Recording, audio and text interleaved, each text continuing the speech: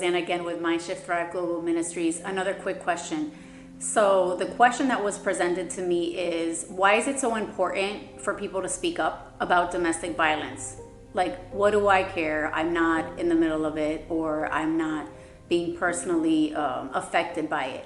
The reality is that you are being personally affected by it, because this state, Georgia, spends millions of dollars on domestic violence issues. So we're looking at law enforcement, we're looking at the medical staff, we're looking at emergency hospitals, the court system. It just adds layers upon layers. The educational system has to deal with children that are coming in with domestic issues, and it's affecting their learning. So it dives deep into everybody's lives. And your children may have a friend who's going through something like that in their own home, right? Or you have a friend at work that's going through it, but they're not telling you anything. And all of a sudden they're isolating themselves from your own friendship. So it's impacting the friendship that you have with this person, but you don't know about it. Those are just a few examples that I can think of.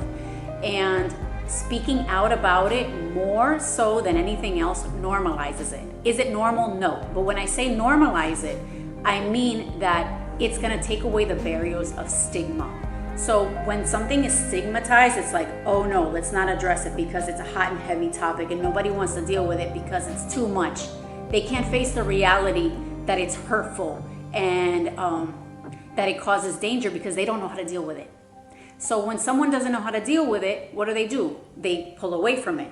But the more we talk about it, the more we educate the public about it, then you feel a little bit more equipped as a citizen or as a friend or as a coworker or as a teacher or as a parent of a friend to speak up about it. And you may not need to know so much in depth about domestic violence and the cycle of violence and all that.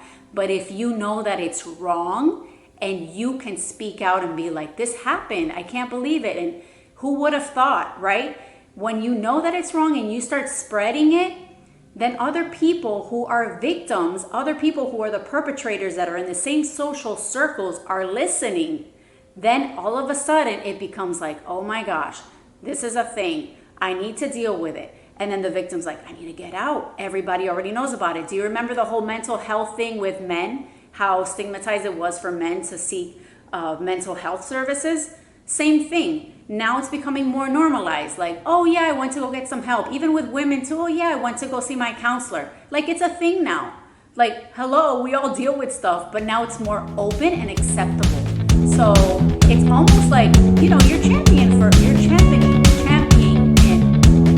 that friend who needs some help. And you're like, yeah, girl, yeah, I went to my counselor last week and we had a great session. Oh yeah, let me give you her number, because she's been working on like addressing certain emotions that I didn't even know I had.